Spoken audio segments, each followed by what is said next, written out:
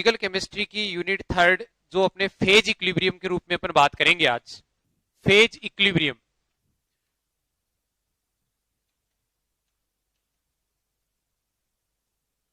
प्रावस्था साम्य या साम्य प्रावस्था भी कह सकते हैं इसको, प्रावस्था साम्य या साम्य प्रावस्था भी कह सकते हैं। क्या होती है फेज, क्या होता है इक्विलिब्रियम, इसको अपन डिस्कस करेंगे। देखो जुड़ जाओ सारे बच्चे, सबके पास में आवाज क्लियर आ रही है? बिल्कुल आ रही है। फेज स्टार्ट करें। बिल्कुल दोनों यूनिट हो गई भाई, राकेश दोनों यूनिट हो गई बिल्कुल। हाँ, अब देखो प्रावस्था साम्य क्या है। देखो फेज की बात करूंगा मैं। फेज किसी तंत्र की, किसी सिस्टम की, सिस्टम अपन ने क्या पढ़ा था, सिस्टम अपन थर्मोडायनेमिक्स में चर्चा कर चुके। कोई भी सिस्टम हो वो उसकी फेज को अपन इस तरह से बता पाएंगे क्या कि वो भौतिक रूप से सेपरेट हो सके, यानी जिनको यांत्रिक विधियों द्वारा अपन अलग कर सके। यांत्रिक विधियों द्वारा अपन अलग कर सके। यांत्रिक विधियां कौन सी होती है द्वारा अलग हो सके। अब यांत्रिक विधियां कौन सी होती है जिनमें अपन कोई केमिकल यूज नहीं ले, कोई किसी तरह की केमिकल यूज नहीं लेने का मीनिंग यह है कि यहां पर अपन किसी भी तरह का टेस्ट ट्यूब में सिर्फ वर्क क्या करेंगे, ध्यान रखना, यहां लैब में कोई टेस्ट ट्यूब है, यहां बाहर से कोई रिएजेंट नहीं डालेंगे, वो मैकेनिकल मेथड होती है। जैसे एक छोटा सा एग्जांपल में बताना चाहूं तो मेरे पास में यहां पर कोई लिक्विड फॉर्म है, क्या है, लिक्विड फॉर्म, और उस लिक्विड में मैंने क्या डाल रखा है, किसी भी तरह का कोई सॉलिड सब्सटेंस डाल रखा है, कोई ठोस पदार्थ डाल रखा है, ठीक है। अब बताओ इनको अपन छान कर अलग कर सकते हैं? बिल्कुल अलग कर सकते हैं। सॉलिड अलग आ जाएगा, लिक्विड अलग हो जाएगा, तो ये है मैकेनिकली सेपरेटेबल। तो जो फेज होती है, जो प्रावस्था होती है, वो मैकेनिकली सेपरेटेबल होती है, उनको अपन आसानी से अलग कर सकते हैं, ठीक है। अब देखो कुछ एग्जाम्पल को देखकर अपन बात करेंगे। मान लो इक्विलिब्रियम की कंडीशन अपने को पता है, एग्जाम्पल की बात करें अपन। देखो यहां पर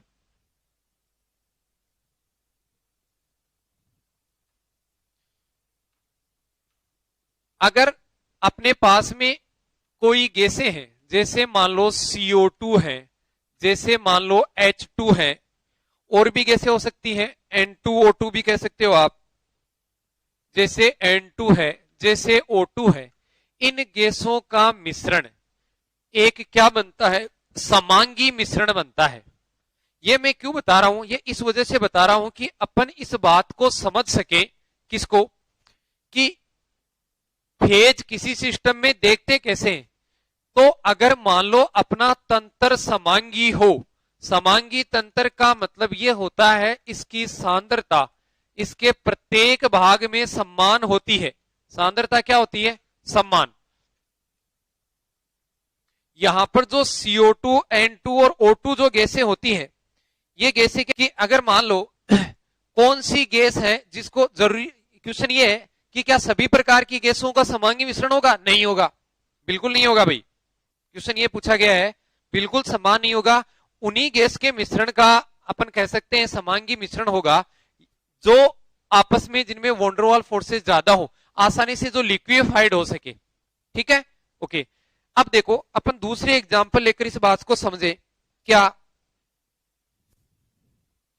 अगर मान लो, ये तो हो गई गैस की बात, अगर मेरे पास में लिक्विड है, अगर अपने पास में क्या है, लिक्विड, ये देखो भाई ग्रुप में आपस में बात मत करो, है ना। कई बच्चे कह रहे हैं कि मेरे को जानते हो क्या, है ना, सारे जानते हैं। हाँ बिल्कुल, लाइव क्लास डेली होगी, डेली लाइव, बिल्कुल डेली होगी लाइव क्लास, ठीक है। अब आप आपस में डिस्कशन नहीं करो, टॉपिक पे कंसंट्रेट करो, ठीक है। देखो अगर मान लो अपने पास में किसी तरह का कोई सॉल्यूशन है, जैसे NaOH है, और NaOH है उसका आपको पता है NaOH अकेला किस फॉर्म में होता है, सॉलिड फॉर्म में। NaOH का मैं जलीय विलयन लेता हूं, क्या लेता हूं, जलीय विलयन, इसको घोल लेता हूं। अब बताओ, घोलने के बाद में जब किसी कंटेनर में आपने NaOH को घोल लिया तो उसको सेपरेट कर पाओगे क्या? उसको अलग कर पाओगे क्या? ऐसे आपको ऐसे नजर थोड़ी आएगा कि ये देखो NaOH इधर पड़ा है और लिक्विड इधर है, नहीं, एक समांगी विलयन बन जाएगा। और अगर विलयन समांगी बन गया तो निश्चित रूप से वो उस विलयन की फेज, उस विलयन की प्रावस्था, जिसको मैं P से रिप्रेजेंट करूंगा, कितनी होगी? 1 होगी। ठीक है। अब मान लो मेरे पास में HCl है और NaOH H2O है। ऐसे भी आ सकता है या आपको आ सकता है HCl एक्वस। लेब में जो HCl होता है वो एक्वस ही होता है। ध्यान रहे, अपनी ओरिजिनल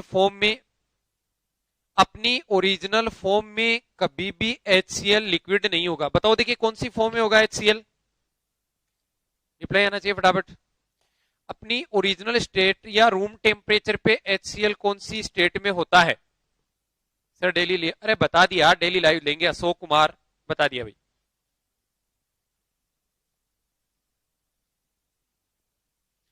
यशपाल सिंह गहलोत, सर आप पढ़ाते अच्छा हो। अरे तो मेरे से अच्छा पढ़ाने से क्या होगा? आपको भी अच्छा समझ आना चाहिए, आप अच्छा सीखोगे तभी अच्छा पढ़ाना सार्थक होगा, है ना? वेरी गुड, थैंक यू इसके लिए। हाँ, लाइव क्लास का टाइम यही रहेगा, अमूमन इसी टाइम पे लेंगे, है ना? क्वेश्चन पूछो आप लोग, ये बातें तो होती रहेगी, क्वेश्चन पूछो आप, है ना? देखो ये बात समझ में आ गई। मैंने आपसे एक क्वेश्चन पूछा था कि HCl रूम टेम्परेचर पे फिर कैसा होता है? ये गैसीय स्टेट में होता है। किस स्टेट में होता है? गैसीय स्टेट में। HCl और H2O को अगर मिला दिया जाए तो इनका समांगी मिश्रण बनता है। आप लेब में देखो, लेब में HCl की बोतल देखिए सबने, देखिए फटाफट बता दो, देखिए, ठीक है शाबाश, देखिए। तो एक बात बताओ आप मेरे को, क्या जिस फ्लास्क में या जिस बीकर में आपने HCl लिया है, क्या वहां पर आपको HCl गैस नजर आती है? नहीं, क्या आता है? लिक्विड। क्या नजर आता है? लिक्विड नजर आता है। तो लिक्विड नजर आ रहा है आपको, तो क्या कहेंगे कि प्रावस्था क्या है? एक ही है। तो HCl एक्वस मीडियम में हो और NaOH एक्वस मीडियम में हो तो उनकी फेज क्या होती है? एक ही होती है। ठीक है।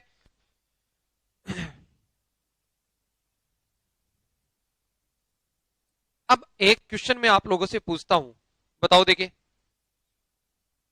आगे पढ़े।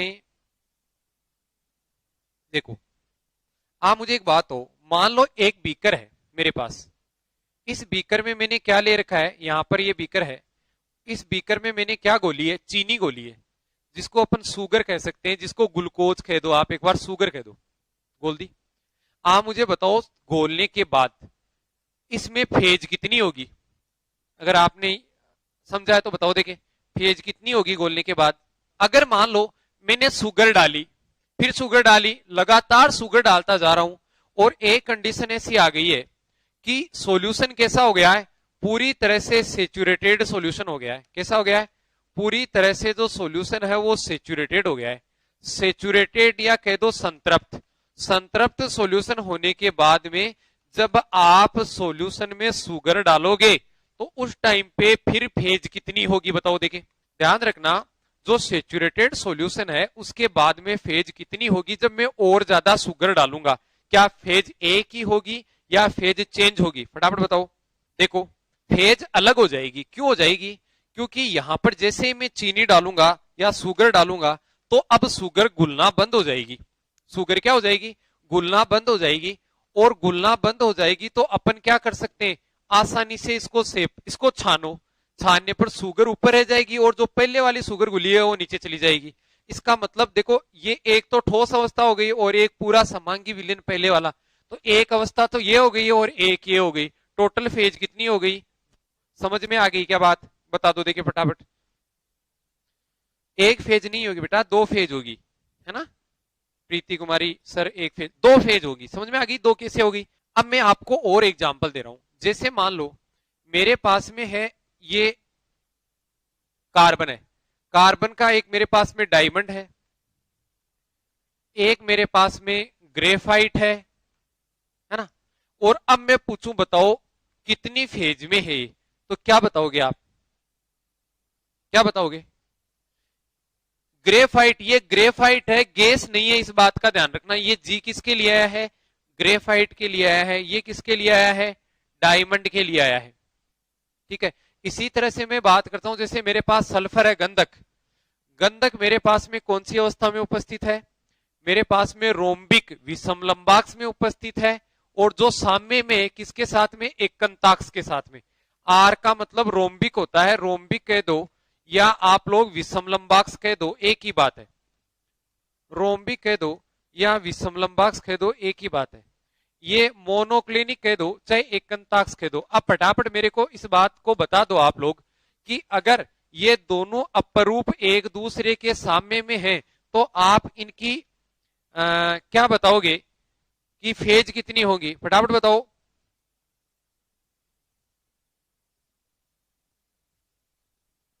बताओ देखें।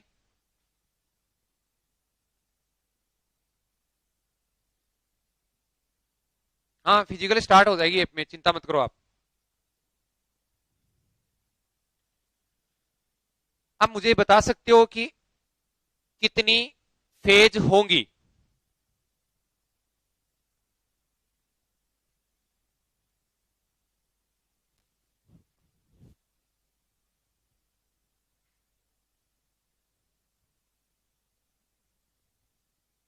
चले। अरे ऐप में 2 यूनिट है कि नहीं ये छोड़ो, अभी जो जिक्र है उस पर करो। सब हो जाएगा, सब मिल जाएगा आपको, जिसने परचेज कर रखा है सब आ जाएगा, चिंता मत करो आप। देखो, कईयों ने 2 बताई है फेज, कईयों ने 3 बताई है। अब मैं बता देता हूं आपको। ये कार्बन के अपरूप है। क्या है? कार्बन के अपरूप। और कार्बन के अपरूप कौन से होते हैं? आपको पता है, हीरा और ग्रेफाइट दोनों कार्बन के अपरूप होते हैं। और दोनों ही कैसे होते हैं? ठोस होते हैं। दोनों ही कैसे होते हैं? सॉलिड। अब ये आप लोग फेज में कभी भी दिमाग में ये मत रखने ना भौतिक अवस्थाएं कि सॉलिड, लिक्विड और गैस। जरूर हो, 2 ठोस होते हैं, उनकी फेज सेम भी हो सकती है और अलग अलग भी हो सकती है। वो डिपेंड करता है सिस्टम क्या है, फेज कौन सी कंडीशन में सिस्टम है, सिस्टम में क्या है, वो डिपेंड करता है। जरूरी नहीं है कि सारी की सारी ठोस अवस्थाएं एक ही फेज रखती हैं, जरूरी नहीं है। अपन यहां पर भौतिक अवस्था की बात नहीं कर रहे, अपन प्रावस्था फेज की बात कर रहे हैं। देखो, ध्यान रखना, अपरूप जो होते हैं, अपरूप में फेज उतनी होती है जितनी अपरूप की संख्या होती है। कार्बन के कितने अपरूप हैं यहां पे? 2। तो इस साम्य में फेज कितनी होंगी? 2 होंगी। समझ में आ गई? मैं क्या बोलूंगा कि प्रावस्था कितनी होगी? प्रावस्था होगी अपरूपों की संख्या के बराबर। अपरूपों की संख्या के बराबर। अपरूपों की संख्या के बराबर का क्या मीनिंग है? इसका मीनिंग यह है कि अपने पास में जितने अपरूप होंगे उतनी फेज होगी। कितने अपरूप हैं यहां पर? डायमंड और ग्रेफाइट 2। यहां पर कितने हैं? 2। फेज कितनी होगी? 2। समझ में आ गई बात? आगे बढ़े। हाँ, परवीन कुमार 2, ठीक है भाई, ठीक है। ये कह रहा है फेज होगी। हाँ, फेज होगी तो सही, लेकिन कितनी होगी? तो वो ये डिपेंड करता है कि अब जैसे मैं आपको एक चीज और बताऊं। मेरे पास जैसे मान लो कैल्शियम कार्बोनेट है, ये टूटता है किसमें? CaO+CO2 में। ठीक है। ये सॉलिड है, ये भी सॉलिड है, और ये गैसीय स्टेट में। अब आपसे कोई पूछे फेज कितनी है, तो कितनी बताओगे? कितनी फेज बताओगे इसकी?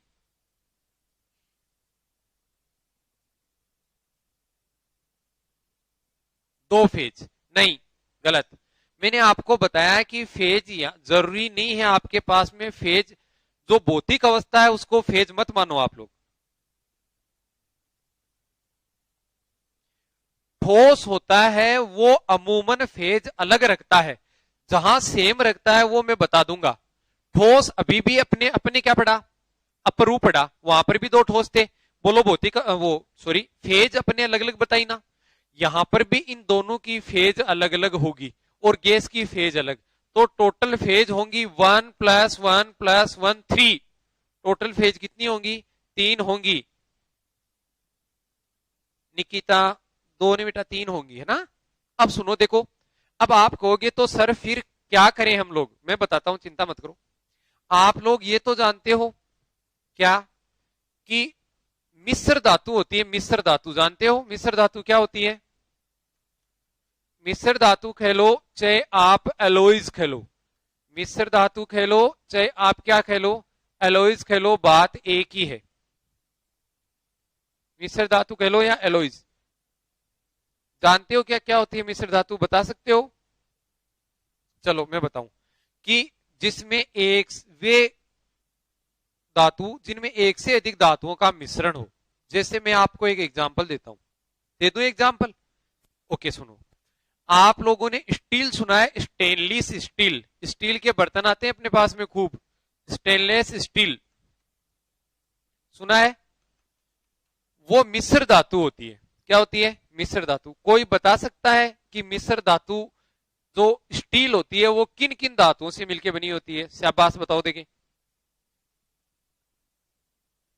स्टील, स्टील बता रखा है दीप्ति शर्मा, यशपाल सिंह गहलोत, ठीक है भाई, बता सकते हो? बताओ देखें। जिंक, कॉपर और आयरन। जी नहीं, ये नहीं होती है। देखो आपको याद है, मैं एक ट्रिक बताता हूं आपको, याद रह जाएगी। आप याद करो, आप पता है जो भवन निर्माण करते हैं तो वो एक हाथ में रखते हैं हथियार, जिसे सीमेंट डालते हैं, डालते हैं ना, सब पता है सबको। उसको क्या बोलते हैं? अपन बोलते हैं करनी, बोलते हैं ना करनी। तो क्रोमियम और निकल, वो अपने को स्टील की सी लगती है, उस पर जंग ज्यादा नहीं आता, फिर भी कभी कभार आ जाता है। क्यों? क्योंकि उसमें थोड़ा सा आयरन भी होता है। तो याद रह जाएगी, करनी किसकी बनी होती है? आयरन की, है ना, ऐसे याद रखने का तरीका। ठीक है, फिर आयरन कोबाल्ट नहीं है दीप्ति बेटा, क्रोमियम है, ठीक है महेश रेगर, आयरन क्रोमियम निकल। ठीक ठीक लगी आप लोगों को?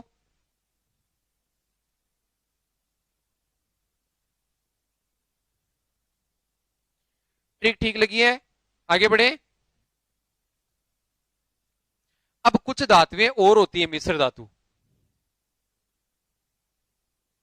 Okay okay okay, Vinod, Deepti, Mahesh, ठीक है भाई, प्रीति, विष्णु राव, अच्छी बात है। अब सुनो, अब मैं और बता दूं आपको। जैसे मान लो आप लोग ये कहते हो क्या,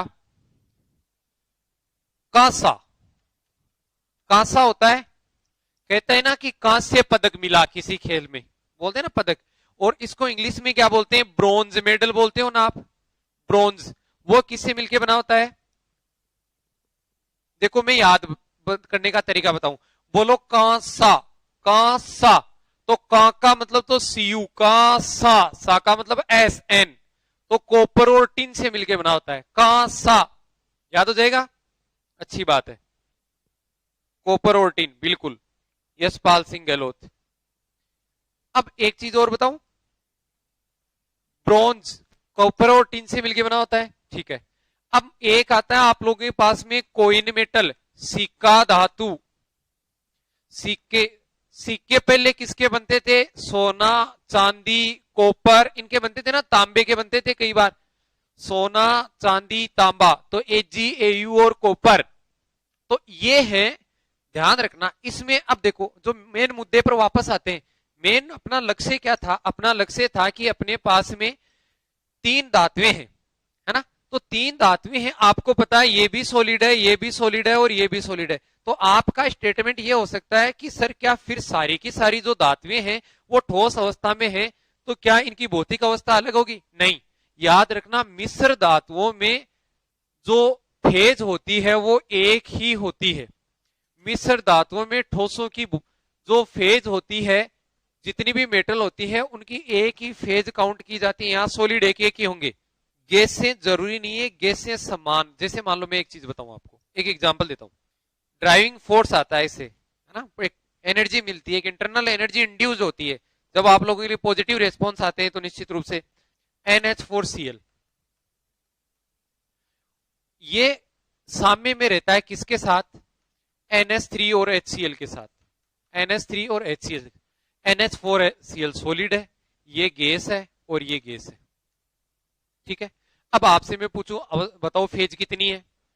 फेज कितनी है बताओ, देखिए फटाफट। दीप्ति, फेज, अब देखो फेज दिखने में कितनी लग रही है, इसको अलग अलग ले लिया आपने, नहीं, ध्यान रखना, आपको नहीं बताया था पहले तो आप बता कैसे सकते हो, तो मैं सुनो, यहां पर ये सॉलिड है, इसकी फेज अलग होगी, ये दोनों गैसीय स्टेट में है, दोनों गैसीय स्टेट में है, और ध्यान रखो दोनों पोलर स्पीसीज है बच्चों, दोनों ध्रुवीय स्पीसीज है, और ध्रुवी आपको पता है समान समान को गोलता है, जानते हैं ना अपन, समान समान को गोलता है, तो ये दोनों समांगी मिश्रण बनाएंगे, दोनों पोलर होने के कारण समान प्रकृति होती है, एक आइडेंटिकल नेचर होती है, एक समान नेचर इनकी होती है, इस वजह से एक फेज तो सॉलिड की हो गई, दोनों की मिलाकर एक हो गई, तो टोटल फेज अपने पास में कितनी आ गई, दो फेज आ गई। बस ये फेज इक्विलिब्रियम में मेन टॉपिक है जो अपने को ध्यान में रखना है, अगर फेज कंपोनेंट ये सब पता करना आ गया तो अच्छी बात होगी फिर अपने लिए।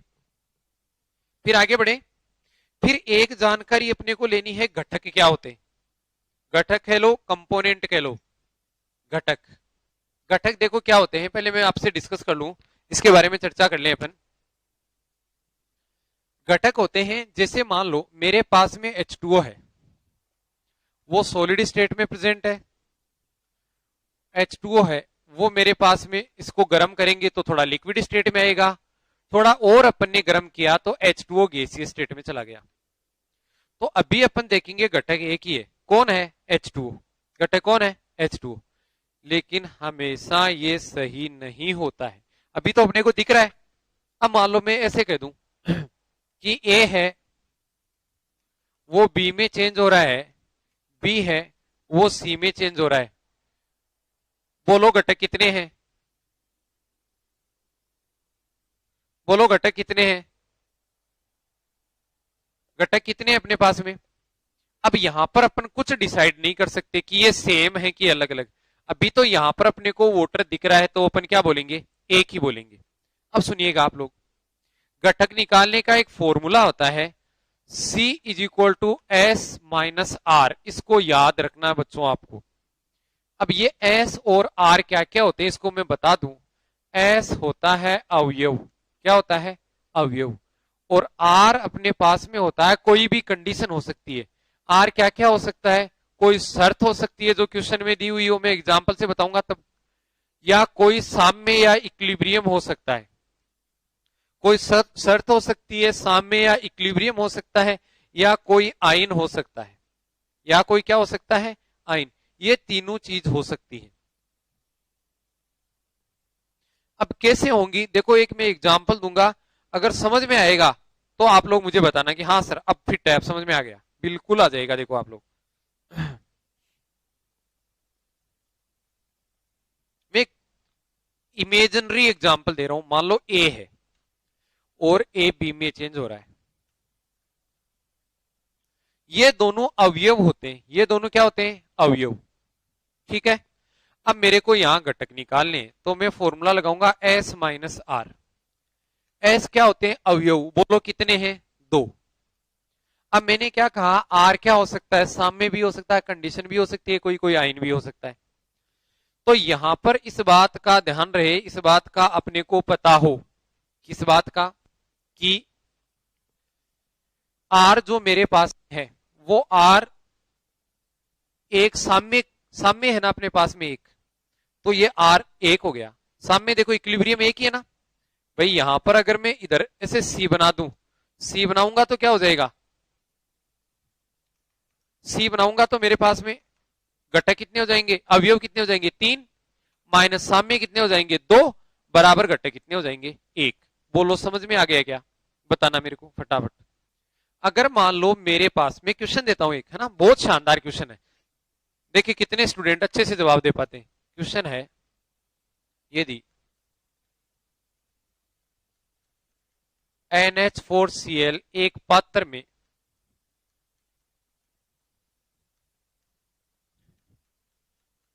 NH3 तथा HCl के साथ साम्य में है, NH3 तथा HCl के साथ साम्य में है,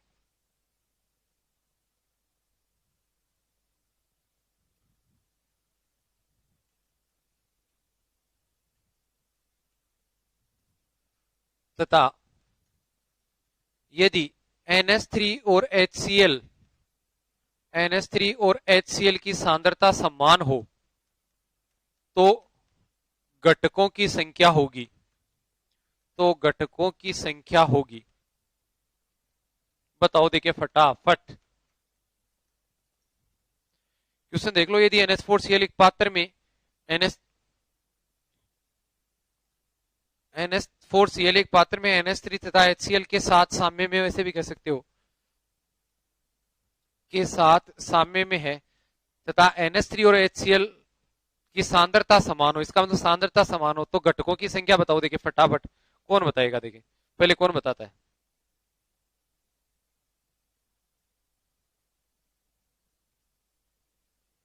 ठीक है, एक बार मैं वापस से एक्सप्लेन कर देता हूं, है ना, इसी एग्जाम्पल को। परवीन कुमार कह रहा है एक। अच्छा परवीन मुझे ये बताएगा कि मुझे एक बात बताओ, NH4Cl NH3 और HCl साम्य में है, NH3 और HCl की सांद्रता बराबर है तो घटकों की संख्या। आप मुझे बताओ आपने R का मान कितना लिया है। परवीन कुमार बताएगा, अभिषेक बताएगा, महेश, प्रीति ये बताएंगे मुझे R की वैल्यू कितनी ली है। आप लिख के बताओगे R की वैल्यू ये ली है। R की वैल्यू महेश कुमार बिल्कुल सही है, 2 ली है। 2 कैसे हुई भाई R की वैल्यू।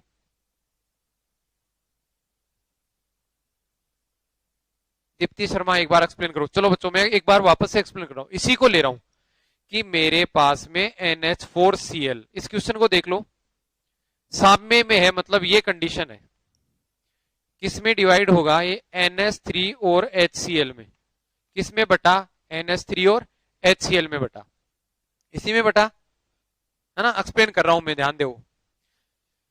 ये सॉलिड स्टेट है, ये गैसीय स्टेट है, ये भी गैसीय स्टेट है। अब ध्यान रखना मैं कंपोनेंट ले रहा हूं, C इज इक्वल टू मेरे पास होता है S माइनस R।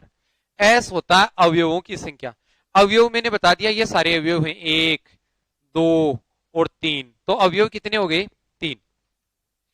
अब R, R मैंने कहा कोई भी शर्त हो सकती है जो क्वेश्चन में दी हुई हो, कोई भी साम्य हो सकता है। तो साम्य देखो कितना दे रखा है, एक ही साम्य अवस्था, एक ही है ना, यहां और तो नहीं कर रखा है मैंने ऐसा रिवर्जिबल। ये साम्य एक है, तो एक है तो एक तो साम्य हो गया। और दूसरी रिएक्शन में देखो शर्त दे रखी है क्वेश्चन में कि इनका यदि इनका मान समान हो तो ये शर्त ही हो गई, तो एक तो साम्य हो गया और एक ये शर्त हो गई, तो क्या हो गया R की वैल्यू 2, तो घटक कितना आ गया 1। बताओ समझ में आ गया क्या। देखो ये घटक हो गया। अब अपने को क्या होता है, एक बात में अपन एक नया चीज पढ़ेंगे, डिग्री ऑफ फ्रीडम एक टॉपिक आता है, डिग्री ऑफ फ्रीडम, इसी का, इस डिग्री ऑफ फ्रीडम को पढ़ने के लिए अपन ने ये दोनों चीज पढ़ ली है, ये तो आप लोगों को समझ में आ गया। Degree of freedom, degree of freedom कह लो, स्वतंत्रता की कोटि कह लो, पता है आपको क्या होती है। डिग्री ऑफ फ्रीडम कह लो या स्वतंत्रता की कोटि कह लो, क्या आपको पता होती है, क्या होती है स्वतंत्रता की कोटि। बताओ देखिए स्वतंत्रता की कोटि क्या होती है, बता सकता है कोई।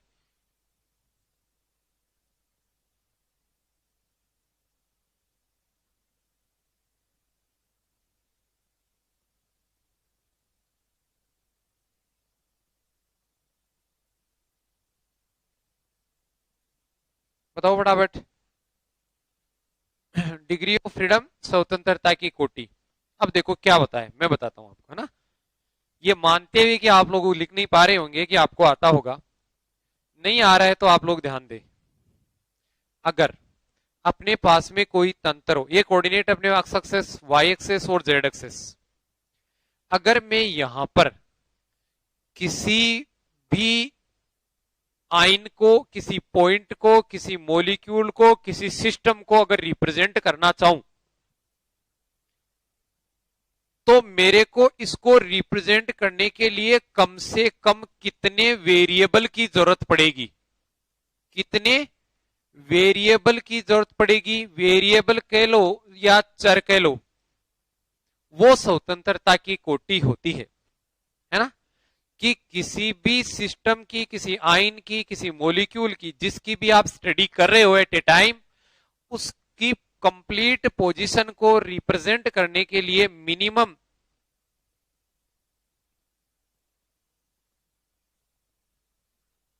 जो वेरिएबल होते हैं उनको अपन क्या बोलते हैं, स्वतंत्रता की कोटि। क्या लिखा है,